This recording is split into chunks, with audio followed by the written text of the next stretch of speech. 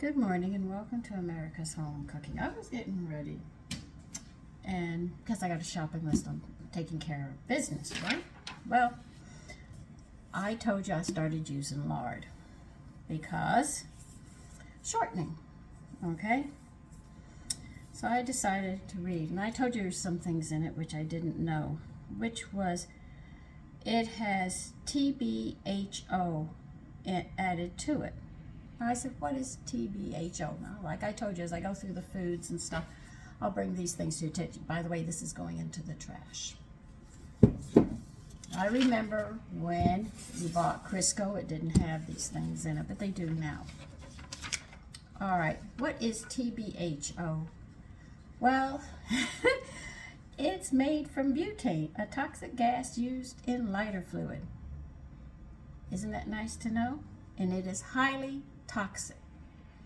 It is used in crackers, microwave popcorn, butter, and chicken nuggets. Now, you know some people get addicted to food, and you wonder why. Well, it's sort of like, I'm going to say it my way, and this is what I believe. You might not, so I can understand this. Illegal drugs. It's not like marijuana, which is a plant. They take chemicals from things and they mix them up in this phenol, and once you get it, you become addicted to it. And the withdrawal symptoms are horrible. You talk about people who are addicted to food. You wonder why. These chemicals might be the problem that they're adding because they use TBHQ, and they use it to give it its color and to gelify palm oil so it sticks together. This is why they add it. So the shortening looks like this instead of oil, because palm oil, all right, they're taking it from the oils. As a matter of fact, you can read right here, soybean oil, hydrated palm oil. So they've got oils in it, and the oils, you know how oils are, unless they stick in the refrigerator, like olive oil, it gels very, very good. All right, now I'm using lard now, the fat from around the kidneys, and they say, well, that's unhealthy for you. Remember when I sat there and talked about when I was little, the big thing wasn't all these diseases we have today. The big thing was heart attacks, okay? Now this is what fat or lard does for your body. It's 9 calories per gram. It plays a critical role in absorbing A, D, E, and K, and it's essential for building cell membranes and hormones in the body and your bone health. All right? Unsaturated oils are found, when you hear unsaturated fats, those you find in oils. When you hear saturated fats, they're like in the butter and stuff, all right? Trans fats are the worst. And if you check your food, you'll read on those labels, they'll have trans fat. What it is used to turn healthy oils, like safflower oil, sunflower oil, any kind of oil, into solids to prevent them from becoming rancid. So it's a preservative. And another thing you should know about trans fat, there's no safety level to say if you eat too much, you're in trouble. They can use as much as they want in our food or not use in our food. So if you wonder why people are getting sick, some people, they have children and the children's bodies don't get everything they need. And there's a problem, like I talk about the B vitamins and stuff. Now, I'm not telling you to go and eat a ton of fat, but what I am telling you is that the liver produces 1 tablespoon of lecithin. A healthy liver will do this every day. Every 24 hours, it produces 1 tablespoon of lecithin. Now, lecithin is made up of choline and inositol, which are 2 B vitamins. They eat, all what they do, lecithin does, is eat fat up. So if you have a high cholesterol, you have to take lecithin. But the problem is those are only 2 B vitamins. If you just take those, you end up with an imbalance. What you have to do is make sure you get all the B's at once. So the liver can produce the lecithin, and these B vitamins can take care of that fat that you're taking. So this is where people make the mistake, well, I'll just have this. But I say if you have a high cholesterol, if you're going to take lecithin, you've got to make sure you take a B complex 100 at the same time. This way we cover all the B's and move it over. Just like when I talk about people who are smoking and they're short on niacinamide, that B vitamin, you have to take the B100 plus the extra niacin to make sure that we keep them all in sync. Because if you take one without the other, you end up with more medical issues and an imbalance. Now these chemicals they're putting into our food, over a lifetime, they build up in your body. So they say, oh, you just take a little bit here and a little bit there. But they're not home watching what you're eating. You go have chicken McNuggets, you buy the pizza, you buy this, instant this, you're buying all of that. Now what they're saying in the government, well, you can only put a pinch of this into so much of this, right? But you don't, the government doesn't see what you're eating. So you might be eating a whole lot of it, and it's in the sodas, then you go and have popcorn, and so this little teensy pin of a heel needle, let's say that much, you're taking a whole tablespoon at a meal, and you keep on doing this throughout your lifetime, and you end up with medical issues because these chemicals do not come out of your body easily. They stay in there, and they build up, and they build up.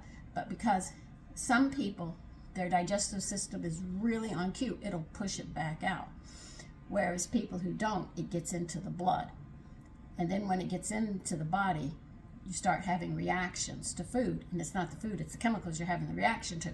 So what your body does, and some people it gets in, and the body says, we don't want this. So the body goes and says, we're going to store it over here. So every time it comes in, they stick it over here. And they have white cells all around it, and they're pushing it in, pushing it in. You know what you call that? Tumors. And if those chemicals get together in there that don't belong in our bodies, and they get together, they could end up forming cancer. You take radiation, you have those cancer cells sitting there, and they're tiny, nobody can see them at the time. You shoot them with radiation, it might cause them to become cancer. It might. I'm not saying it does, I'm saying it might. And then the next thing you know is you have cancer. You see what I mean? Chain reaction. So I am going to be using more lard and coming off.